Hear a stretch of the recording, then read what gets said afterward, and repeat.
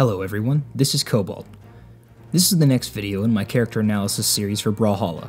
Stick around till the end to hear about entering the giveaway to win community colors, emotes, weapon skins, sidekicks, avatars, or even the battle pass, and voting for the next legends. And if you want to skip all this and get straight into the information, there's a timestamp in the description, and don't forget to subscribe so you can keep up with the release of your favorite legend. In these analyses, I wanted to focus solely on the character's signatures. Light attack combos are covered much more in depth than I ever could elsewhere and function pseudo-comparably for all characters of that weapon class. So I'm not going to be discussing the general neutral of the character with their weapons unless it pertains in some way to their signatures. Firstly, I want to give clear descriptions of the terminology I'll be using. Startup frames are the amount of frames that happen after a move has begun until the first hitbox of the move becomes active. Active frames are the duration of frames that the move contains hitboxes that can collide with your opponent. FAF, or First Actionable Frame, is the first frame available where your character is able to move again after the move has been started. For all of this data, I use the character's jump to display the first actionable frame. Lastly, on miss refers to the move not connecting with an opponent, and on hit refers to the move making contact with an opponent. I'm going to be doing my analysis today on the next voted in legend, Rayman. Rayman is so far the only non-original legend that has been brought into Brawlhalla with a completely unique moveset that isn't a crossover, which I really appreciate. Rayman was hunting for the Horn of Lums to defeat Mr. Dark, and stumbled into Valhalla where he saw it sitting on the pile of riches for the winner. So he entered the great tournament and, well, here we are. Rayman's weapons are Axe and Gauntlets. He's seen some competitive play, definitely not a huge presence in the metagame, but he's honestly really good in my opinion. He has 5 attack, 5 dexterity, 6 defense, and 6 speed. His stat distribution is pretty good, honestly. It's well-rounded, it doesn't stand out in one particular way or another, but could probably sacrifice some points in dexterity for a better stat distribution, but hey, you can't have everything. Plus, that's what the stances are for. I think he'll always be a solid and reliable character. His weapons certainly are, but do his SIGs help him out competitively, or do they hinder him? Well, let's find out. Let's start with his Axe. Axe side SIG has 18 frames of startup, active frames from 19 to 35 with an FAF of 54.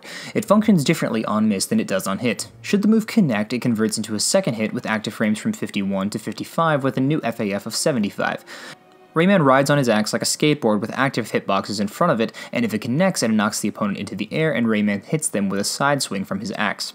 It has a surprising amount of priority to it and has some decent startup, active frames, and FAF. It's pretty easy to get caught by this SIG and it gets spammed quite a bit online and can be difficult to punish at times due to its large travel distance, but it can be jumped over since the hitboxes on it are close to the ground. Axe neutral SIG has 18 frames of startup, active frames from 19 to 54 with an FAF of 71. It functions the same on miss as it does on hit. Rayman leaps into the air following a set path with a large swing from his axe at the conclusion of the travel distance. The SIG has okay frame data and catches jumping opponents and those recovering high pretty well. It has active hitboxes for quite a while but can be punished if poorly timed thanks to its high FAF. Rayman remains airborne once he's able to move again, but if you know where he'll end up, you may be able to punish it effectively. Axe down SIG has 14 frames of startup, active frames from 15 to 17 and 19 to 24 with an FAF of 43. It functions differently on miss than it does on hit. On hit, the active frames shift from 15 to 22 with a new FAF of 48. The SIG has pretty good frame data, honestly, but its uncharged hit only results in hitboxes immediately below him and not far around him, so it will likely only hit stacked opponents or ones directly in front of him, so I think its uncharged utility is rather limited. If you charge the move, however, this SIG has an insane amount of travel distance coverage and can be released at any point during the travel distance before maximum charge.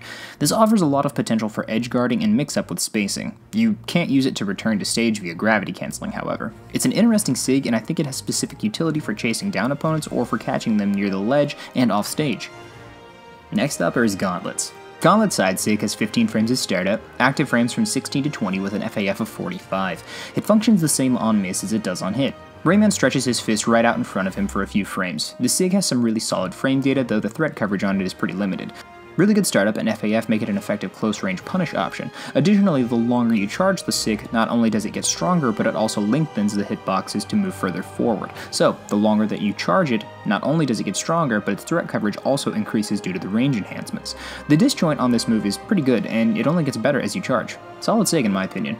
Gauntlet neutral SIG has 13 frames of startup, active frames from 14 to 18 with an FAF of 44.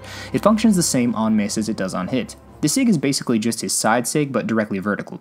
It's got really good frame data and threat coverage above him. Good for catching jumping opponents and those recovering high.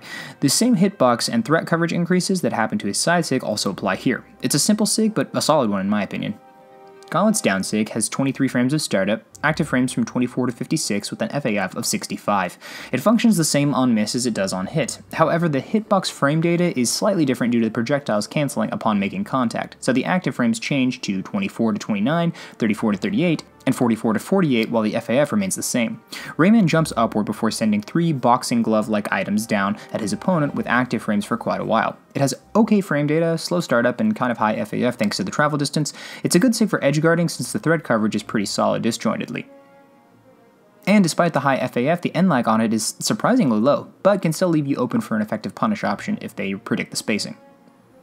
So overall, his SIGs are pretty solid in my opinion. Most of them have really good frame data and utility as well, and I think that they can work effectively with his kit and are excellent at punishing opponents after dodge reads. I find the travel distance on his axe down SIG incredibly interesting, and his gauntlet neutral and side SIGs pretty effective. I think that his SIGs are pretty good at putting fear into opponents, considering the longer you charge them, the worse it can get. That's true of all SIGs, but all SIGs don't extend their hitbox ranges with a charge, and not to mention how long his SIGs can linger before letting them go. He's a solid legend with good SIGs in my opinion, and as much as they can be spammed online, there's a reason for it. They have good frame data, and the ones that don't have good frame data have good movement utility that make them harder to punish. I think that we've still got more to see from Rayman, so keep an eye out for him in future tournaments. Today's code to put down in the comments is CRASH, along with your Twitter handle or social media of your preference, and if you get that reference, I appreciate it. Also check out my Twitch channel. I'll be streaming later this week, so feel free to come say hello. I'll be doing 1v1 battles with viewers. The channel will be linked in the description. Tune in tomorrow for coverage on the highest voted legend from this week. Comment to vote for next week's 5 legends. I'll be continuing this once a day, Monday through Friday, over the next 10 weeks until all 50 legends are covered. So, thanks for joining me on this ride. Don't forget to subscribe so you don't miss the release of your favorite legend, and hope to see you back for the next one. Once again, I'm Cobalt, and thanks for watching.